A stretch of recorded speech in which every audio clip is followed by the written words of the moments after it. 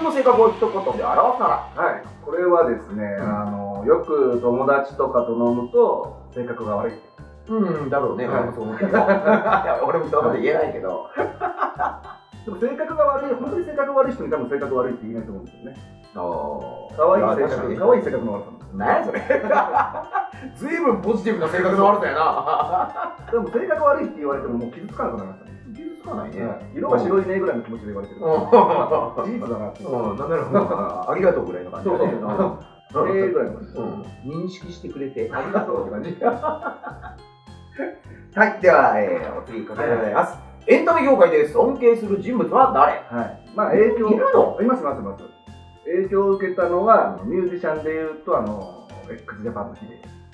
そっちのはい。はすごい。これはちょっとでもエピソードが音楽性がどうじゃなくて生き様というか音楽性もそうですね。まあスタイルもそうだし、あと人格形成みたいな部分で影響を受けたのが中学時代にすごいラジオを聴いてた電気グループ。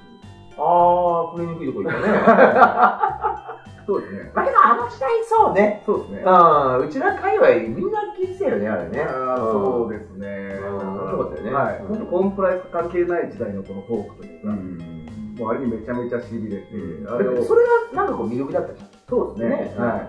僕は中高ずっと中高6年間男子校だったんで、ずっと。中学から中学からあるんですよ。小学校からじゃあもう女子いなくなってもう中学それやばいな。そうなんですよ。それ人間おかしくなるわ。はい。こうなるわ。そう。まあけど俺も高校男子校やからさ、こんな変になっちゃったけど、男子校はダメだね。ダメですね。男子校ってほら人を獣にするじゃん。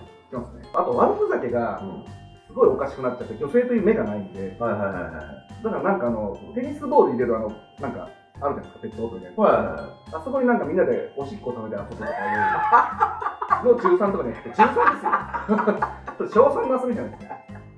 だからもう人の目を全く気にしないから、そうね、そうね。全然成長しなくて、成長だから俺も夏とか高校男子校やったけど、みんな学ランのズボン脱いでるよね。めちゃめちゃなんですよ。みんなトランクス、パンツの授業を受けてて、先生も怒らんからさ。いや、でも結局、何言われても、暑いけんって言って、もうそれで終わるから、誰でも迷惑かけてないからさ、みんなパンツやから。もう、今、じゃ絶対あかんやん。だからもう、社会的に怒られるやん、そんなことすると。まあ変態仮面とかもありましたしね。いや、まあそうだけど。そこに電気グルとか注入されて余計おかしくなった。それはこうなるわ。じゃあ次行きましょう。はい。ゲームクリエイターを目指したきっかけは、なるためにやったことは。これさっき言うたな。そうですね。流れで。でもあれですよ。フラグシップやるのに自主制作取ってる時に、バイトをしてたんです、ずーっと。その時にゲームショップで働いてたんですよ。それはいいね。これだね。その時にめちゃめちゃゲームやりましたよ。PS1、PS2 でゲームキューブあたりはもうすっごいやりました。時間もめちゃめちゃあったんで。それがでも今でも生きた感じがします。それは生きるね。自分のなんか全然趣味に合わないものも全部やったんで。偏りなく。それはすごい。やべえやるだけ分かってくるもんね。これは売れねえわとかさ、まあ他人事ながらね、これはそこそこいくなとかってのが大体分かるようになってるよね。そうですね。あと金かかってるやつとかかってないやつがもうもろ感じられるよね。大体これぐらいやなってのが分かるようになるしね。そうですね。だからおかげでこうプランナー経験なくスパイクとかに入ってもなんかまあ使用書とかでこれがこういうふうになるのかってなんとなく分かるというか。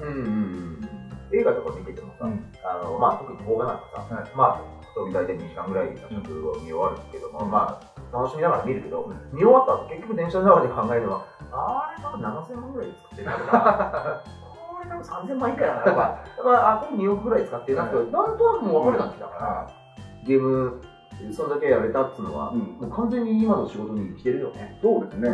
だからまあその時は全然ゲームクリエイター目指してなかったんです。まあそうやと思うけどね。だから目指してなかったからこそそれぐらいできた。そうかもね。